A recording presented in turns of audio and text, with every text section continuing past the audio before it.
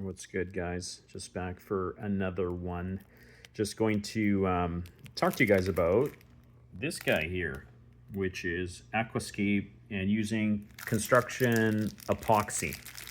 Now, guys, I had not opened this. I probably should have, but what came in the packaging is almost like a clay, right? So, again, haven't done it yet, haven't entertained, or I was entertaining it. I don't know if I should have done this at setup, but apparently how this works, and you guys can tell me if I'm wrong, it doesn't seem to have any solution, but it seems to work, basically for underwater. You can even use it in a pond.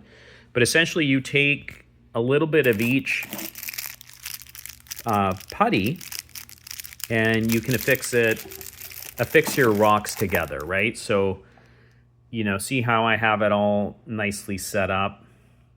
I actually don't have any epoxy on anything. And of course, I was initially worried that the pistol shrimp would shift things, and they probably did shift to a certain degree, right? I mean, all of these slopes, everything is the pistol, right?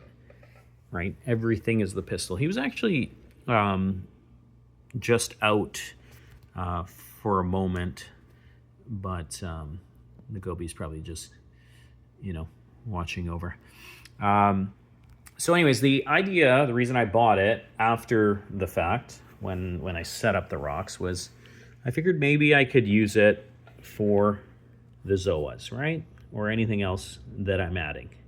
Because as you see, this guy, they're just sitting in there. Like this one, the orange one that's on the left, like he's just sitting there. He's not open, right? But the other one is still on the partial frag. And initially what I had happening was the hermit crabs were knocking them over, right? Or the snails. Oh no. Oh no. So is that our last snail that has been toppled over? I'll have to see if I can move him with the net. I think he might be finished. That's not good. I've been working to feed everyone. Guys, do you guys have this happen where these snails, like last I checked, he was in the upper corner and it looks like he's fallen and not able to flip himself back up, and now we have had this happening. I'll try to flip him over. I'm not sure. He might be finished.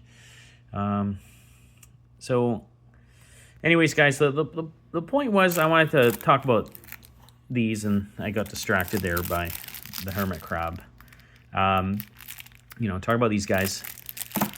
Should I affix them, leave them loose? Like, what do you guys do? Do you have like frag racks in your tank that you affix on the back wall, and then you're able to put your different coral on them? Like, is that gonna look cool, or is that gonna really not be kind of a natural look? Interested to hear how you guys do it. My understanding is if I mix these two together, put them on the bottom of the coral or even on a rock that I want to hold together, I don't really want to mess too much with the rock structure. It should be able to hold. It's just going to release a little bit of residue as I put it in, but apparently it's non-toxic to the fish. Of course, I don't want to introduce anything that would be harmful to the livestock. I've been hesitant to do it because,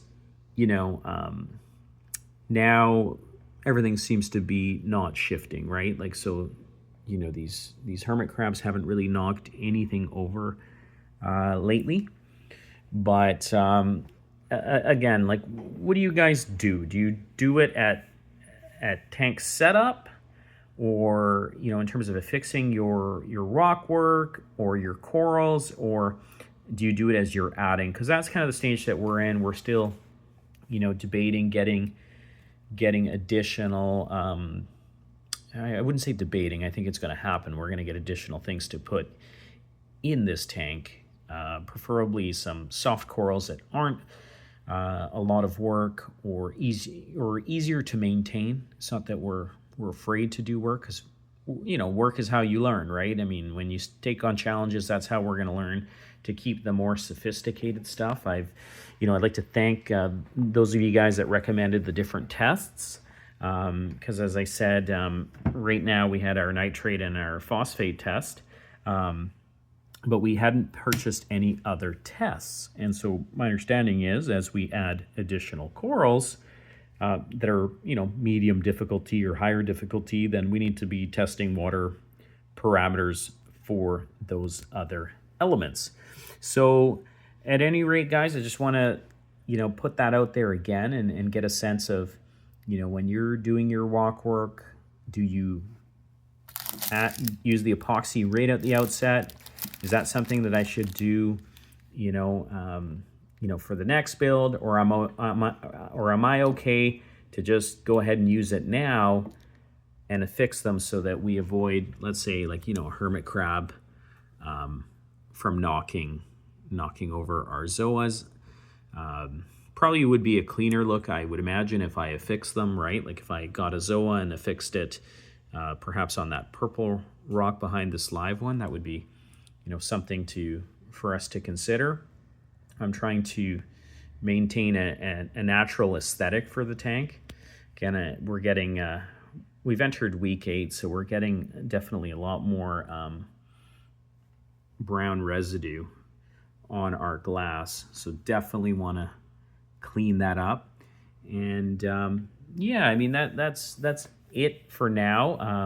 It's about lunchtime, so I'd like to take a trip to the aquatic store and see what they have, but of course not before I flip this guy over and hopefully see some movement from him.